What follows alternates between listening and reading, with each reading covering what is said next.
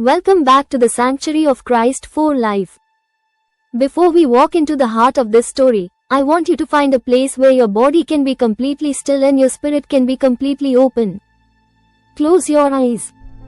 Take a deep, intentional breath in through your nose, filling your lungs with the grace of the Father, and out through your mouth, releasing the heavy expectations of the world.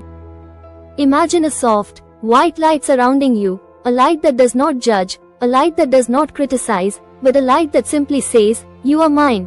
Today, we are speaking to the part of you that feels unclean. We are speaking to the person who looks in the mirror and sees only a list of mistakes, a history of shame, or a soul that feels beyond repair.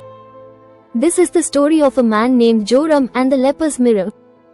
Joram lived in the valley of the outcasts. In this land, the air was cold and the trees grew twisted, as if they too were trying to hide from the sun. Joram was a man who carried a terrible sickness, not just of the skin, but of the spirit.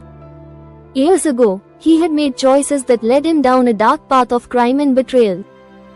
He had hurt the people who loved him, he had walked away from the light, and eventually, the weight of his sin began to manifest in his life as a spiritual leprosy. He felt spotted by his past. He felt that if anyone truly looked at him, they would turn away in disgust. In the valley of the outcasts, every person carried a mirror. But these were not mirrors of glass, they were mirrors of worldly judgment. When Joram looked into his mirror, he didn't see a human being made in the image of God. He saw a criminal. He saw a failure. He saw a man who was too dirty to ever sit at a clean table again. The voices of his evil friends, the ones who had encouraged his downfall, echoed in the mirror, laughing and reminding him that he belonged in the dirt. He had come to believe that his identity was his iniquity. He believed that he was the sum of his worst moments. One morning, word reached the valley that a great physician was passing through the mountain pass.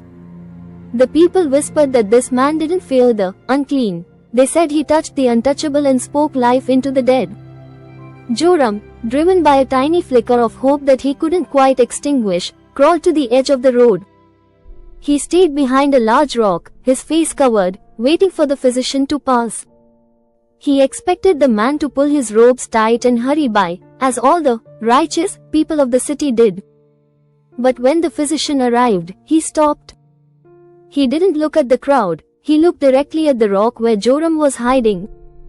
With a voice that sounded like home, a voice that held the authority of the stars and the tenderness of a mother, he said, "Joram, come out into the light. I have been looking for you." Joram trembled.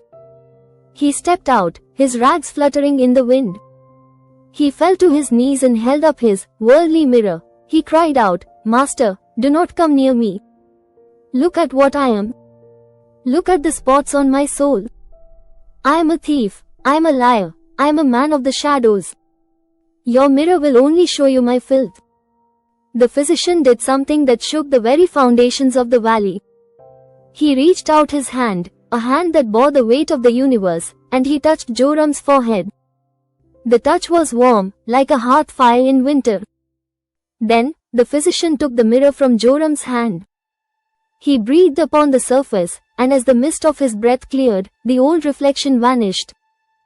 He handed the mirror back to Joram and said, "Look again, but this time, look through my eyes." Joram looked. The criminal was gone. The outcast was gone. The leper was nowhere to be found. Instead, he saw a man who was radiant, whole, and beautiful. He saw a son of the Most High King. He saw a soul that had been washed whiter than snow. He saw a version of himself that was so full of light that he barely recognized the face. "This," the physician whispered, "is who you truly are. The spots you saw were the lies of the enemy. The crimes you committed were covered by the blood I am yet to shed. Your identity is not what you have done, your identity is whose you are. You are not a leper, you are a beloved disciple. You are not a criminal, you are a co-heir to my kingdom." In that moment, the spiritual leprosy fell away. The heavy scales on Joram's heart dissolved into dust. He realized that for years, he had been letting evil friends and his own guilt define his worth. He had been looking into a broken mirror. He stood up, his back straight for the first time in a decade. He followed the physician out of the valley, leaving his rags and his old mirror behind. He returned to the city, not to return to his crimes, but to serve the king. When his old associates tried to pull him back into the shadows, he simply told them, "That man is dead. I have seen the mirror of the king, and I know who I am." He became a man of the sacraments, finding that every time he took the bread of life, he was reminded of the physician's touch. He spent the rest of his days helping other outcasts find their way to the physician, telling them, "Your past is a shadow, but his grace is the sun." If you are listening to this today, and you are hiding behind a rock of shame, I want you to take a long, slow breath. What mirror are you looking into? Is it the mirror of your past addictions? Is it the mirror of your failures in business or family? Is it the mirror of the people who told you that you would never amount to anything? The great physician, Jesus Christ, is standing on the road of your life right now.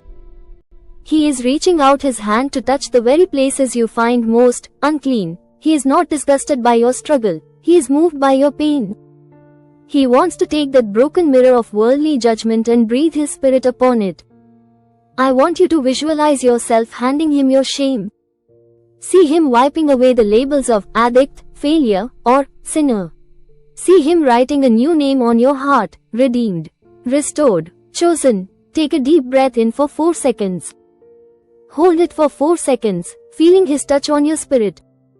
Now, as you exhale for 8 seconds, let the old identity fall away like dead leaves in autumn. Feel the lightness of being a new creation. You are not your mistakes. You are a masterpiece of the Creator, bought with a price so high the world cannot calculate it. At Christ for Life, we want you to stop living in the valley of the outcasts. You belong at the table of the King. Your worth is not earned, it is inherited through the cross. Stop listening to the evil friends of your past and start listening to the voice of the one who died so that you could live. Stay in this space of divine identity for a few more minutes.